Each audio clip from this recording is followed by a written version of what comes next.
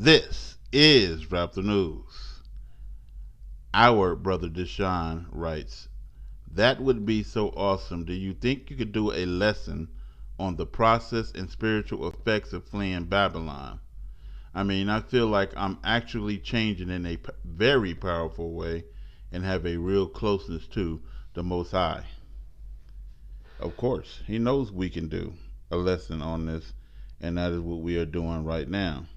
And like I said to Brother Deshaun yesterday, that he needs to continue to preach the word because people are watching you and we watch you like we watch television. God compared us to a flower that grows in the desert. It may start out small, it may start out limited, but it's going to grow to a beautiful plant in the worst, hottest place that there can be on this earth. It is going to shine. And that is what he's comparing you to, that plant. And so we are watching you grow, brother, into the plant that the Most High God said that you were like. Jeremiah 31:3. The Lord has appeared of old unto me, saying, yeah, I have loved you, brother Deshaun, and all you Israelites, with an everlasting love, and all the people who love the Most High God along with that. Therefore, with loving kindness have I drawn thee. So you are feeling that closeness because the Most High God is becoming closer to you, or has drawn closer to you, and you are feeling the effects of that. Let's keep it moving. Ezra 9:11. 9:11 is the key fact in here. Which thou hast commanded by thy servants the prophets, saying, the land unto which you go to possess it is unclean. Right? And you're talking about the cities. It's an unclean land with the filthiness of the people of the land, the Gentiles, because of their abominations, with their abominations, which have filled it. So America and all these other European nations or Gentile nations is filled with what? Things that is abominable to God, from one end to the other with their uncleanliness. And so this is why he's telling us to flee to the desert, because they are an abomination and they are unclean. Revelation 18:4. Come out of her, my people, be not partakers of her sins, right? That you may receive none of her plagues. You don't want to be unclean and diseasy like they appear to be in the eyesight of the Most High God. Ezra 6:21. And the children of Israel which were come again out of captivity, and all such as have separated themselves, not that God came and delivered us, what he said we did? We separated ourselves unto them from the filthiness of the heathen of the land, to seek the Lord our God of Israel. To seek God, right? Exodus 7:16. And thou shalt say unto him, the Lord God of the Hebrews have sent me unto thee, saying, let my people go, that they may serve me in the desert, the wilderness, right? So we're getting away from what? The filthiness of the heathen, to do what? Go to the wilderness to serve the Most High God. Even though they got all of these markets, stores, food chains, and everything else that's so convenient in the city, and the desert has nothing, it has the Most High God, which is everything, right? And that Most High God is doing what? Drawing close to you with loving kindness, right? Once you leave to seek the Most High God, you must learn how to serve him properly in the desert, and that's what we're doing out here. Everything that we lay our hands on to do is for the Most High God. Joshua 22:5. But take diligent heed to do the commandments and the law, which Moses the servant of the Lord charged you, to love the Lord your God, and to walk in all his ways, and to keep his commandments, and to cleave unto him, and to serve him with all your heart and with all your soul. And so all this time we spend in the desert, we are learning how to serve the Most High God with all our heart and all our soul, with everything that we got. Let my people go that they may serve me, but we got to learn how to serve the Most High God. We must learn to show gratitude, folks. That's how you serve God. You serve God with gratitude by rejoicing over everything God has given us, the good and the evil. Look, all things are from the Most High God. He gives all things. He created all things. And he understands all things. Deuteronomy 31, and it shall come to pass when all these things are come upon you, the blessings and the curse, the good and the evil, you show gratitude for what? The blessings and the curse. Why? Because it gave you great substance, knowledge, and understanding. If you didn't go through what you went through and is going through now, you wouldn't be such a strong people, which I have set before you. Again, he set the blessings and the curse before us, and thou shalt call them to mind, not just the good, but the evil as well, among all the Gentiles, whither thy Lord thy God has driven you. Not that you wanted to go, you had to be driven.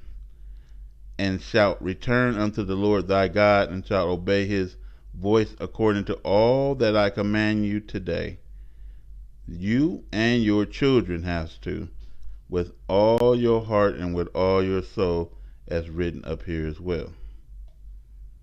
That then the Lord thy God will turn thy captivity, because you went to the place where he commanded that you go, so you can get away from the filthiness of the heathen, so that you can serve the Most High God, you and your children, your whole family, with all your heart and with all your soul and with all your might, and have compassion on you. He gonna do what?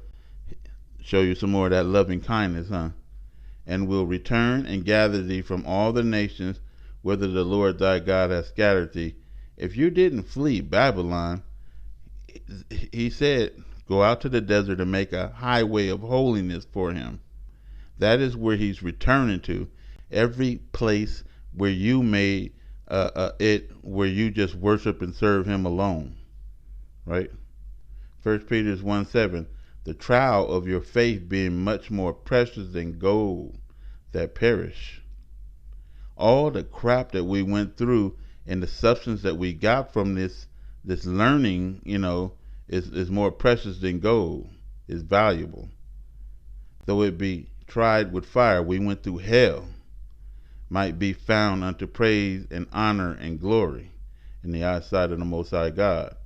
1 Peter 4:12, beloved, think it not strange concerning the fire trial which is to try you, as though some strange thing is happening unto you. But do what? Rejoice, folks. Rejoice, even though you're being tried by fire, even though you have went through all these blessings and curses, and it was holy hell, right? Deuteronomy 26:11, and thou shalt rejoice in every good thing which the Lord thy God has given you. So the evil then turns out to be good as well. Why? Because we wouldn't have had the substance and learned the lessons that we learned. We wouldn't be the strong people that we are today if we didn't go through the difficulties. In order to get buff, big, bulky, you got to go through some resistance. You got to put some weight on you. It got to be uncomfortable. In order to stay in shape, you have to work out. You have to earn everything, folks. And then you will appreciate it. When he just gave you the garden, you slipped. Now he sent you down here to earn it. And that's what you are doing. You ain't getting in the kingdom, with some free gift. He said, don't accept a free gift. You earn everything, or you burn everything. Deuteronomy 39, and the Lord thy God will make thee plenteous in every work of thy hand. Everything you touch is going to turn to gold or good. In the fruits of thy body, and in the fruits of thy cattle, and in the fruits of thy land, for good. For the Lord will again rejoice over you, because you went to the desert and did what? Rejoiced in every good thing, right? The good and the evil. He will again rejoice over you for good, as he rejoiced over your fathers, right? Deuteronomy 10:12. And now, Israel, what does the Lord thy God require of you? What does he want from you? But to fear the Lord thy God, fear his hail, and fear his wrath and his punishment if you go astray from him, and to walk in all his ways, and to what? Love him. Not to like him, not to say, oh, we don't do this shit, we gonna go to hell. Nah, to love him, to say, this is a fair and just God who just gives people what they put in. Nothing more, nothing less. Just give them what they earn. Recompense them according to their ways, right? Let them reap what they sow. And to serve the Lord thy God with all thy heart and with all thy soul, because you got to think about it. If God had so willed, he could put pins and needles for the ground and make your skin more sensitive and delicate and have you walk on that shit, and then set a fire under your ass as you're walking while he plummeting you with meteorites and everything else, and just watch you suffer. No, you're dealing with a good God, and you need to appreciate and show gratitude to this God who can destroy you at once. But he's sitting there loving you, and you need to appreciate your creator and love him back.